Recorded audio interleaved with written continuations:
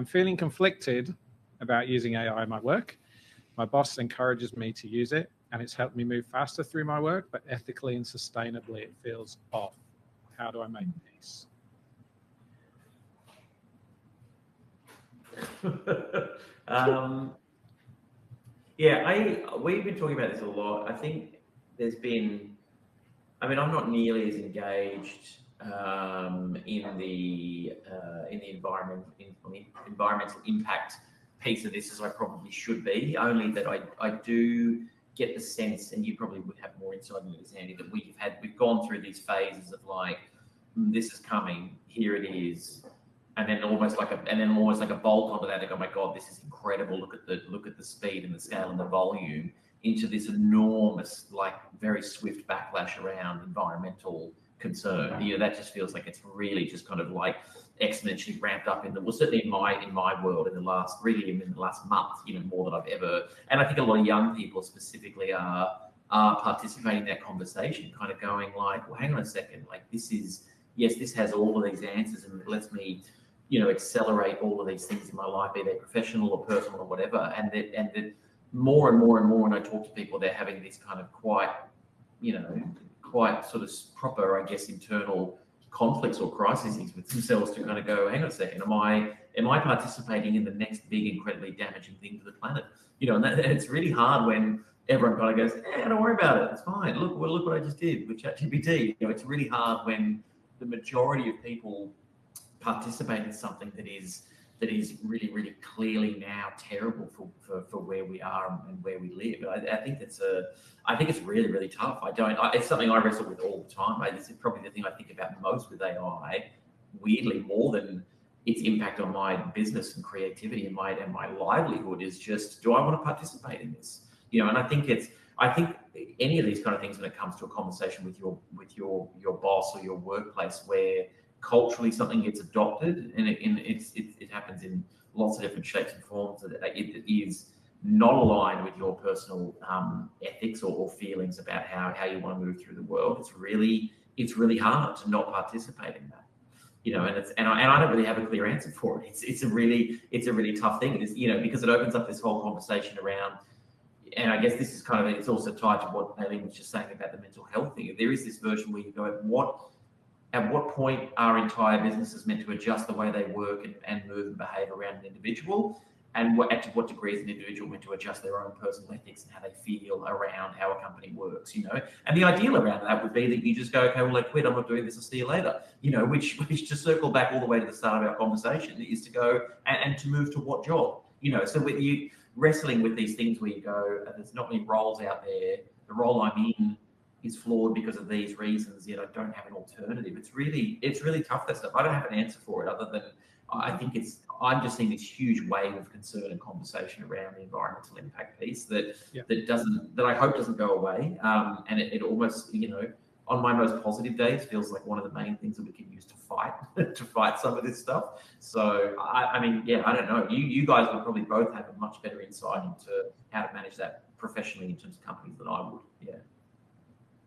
For me, I did a webinar on unmasking in the workplace, or masking in the workplace, however you want to look at it. And the idea that masking can take up to 30% of your brain power in terms of, doing something that goes against the grain. And in this instance, it's like, if your value system is clearly feeling like it's rubbing the wrong way for you, then I think, what I totally echo Chris's sentiment, that it is a very tough decision, because at some point I feel like that this job is going to take away from you if you're doing something that is not aligned with who you are as a person and your values. And that's okay, because there will be plenty who are, and there will be places for you to be able to be the type of designer that you want to be. It's just, I think, just knowing how much you're masking at work, or what is happening, so that you can kind of just reevaluate and assess, and maybe when the time is right for you to find something that is more aligned with your values, if this is a hard non-negotiable for you. Or maybe it's just kind of the early days where you're just asking these questions, and it's really healthy to have the dialogue, in the first place. That's okay. It doesn't have to result in anything other than curiosity, and there's a lot of things we still don't know about it. It's like plastics, right? Like when everyone started using plastic, nobody really thought it was bad for the environment until, however many years on, here we are saying that's not good for the environment. And so things like that, I feel, humanity has to catch up on. But in the meantime, have some compassion for yourself, that this is kind of a normal way of questioning, asking, growing as a person, as a human being existing in the world that continuously changes. But at the same time, also, see which ones are really important to you in terms of a value, and then in which case kind of work towards that over time if you can, because it does kind of cost you mental and emotional energy. Yeah, really good. I just popped in the chat. I interviewed a icon designer and illustrator over in the US recently called Bonnie Kate Wolf, who does most recently worked at Pinterest, and ironically was working on Pinterest's AI agent, and then had her role replaced by. Oh, I saw that. She posted about that on LinkedIn. I saw that. Which is now you can listen to the entire interview, Chris. I will. Just click on that link. We'll follow the Never Not Creative podcast plug. You're suggesting I don't already. Yeah. Sorry. No, for the second time. You know how like when you watch The Wire and you're going to rewatch it again? I just started watching The Wire. I just started. True story. But yeah, really fascinating. She has another point of view around it, around like, she will actively move away from it, and that's important for her and her values. And I think that's really good. I think one of the main things to realize with AI, it's such a rapidly developing area that what's happening now is going to be different in 3 months and 6 months.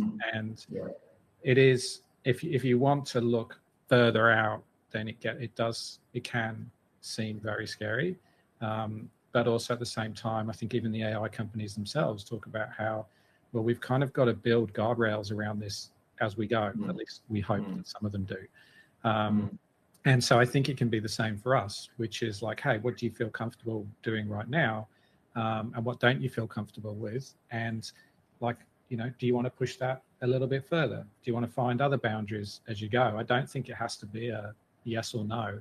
And I think over time, that is also then how you might make peace with it, is to go, okay, well, it's here. And maybe it's like other things in our lives. Like I just booked a flight to Brisbane and I paid to offset the carbon, right? Like some of these things we're going to have to find. One of the things we're looking at potentially in the way we do it in my day job at Streamtime is we'll show you how much it costs, but we'll also show you what the carbon footprint is. So that you can be a little bit more conscious of the decisions to use it. And again, not many, well, I don't know of any actually, but posting that. Not my experience. No. Yes. So like I said, it's I was just going to say it's really interesting. I was talking about something the other day at home about ChatGPT, and my daughter was appalled, and she's 14. She said, "Do you use it?" And I said, "Why?" And she said, "Well, because of the environment." She said she was appalled. She was like, "I don't use it. None of my friends will use it." Which is such early awareness and young awareness of environmental impact. I just thought it was really interesting that even generationally that was a view.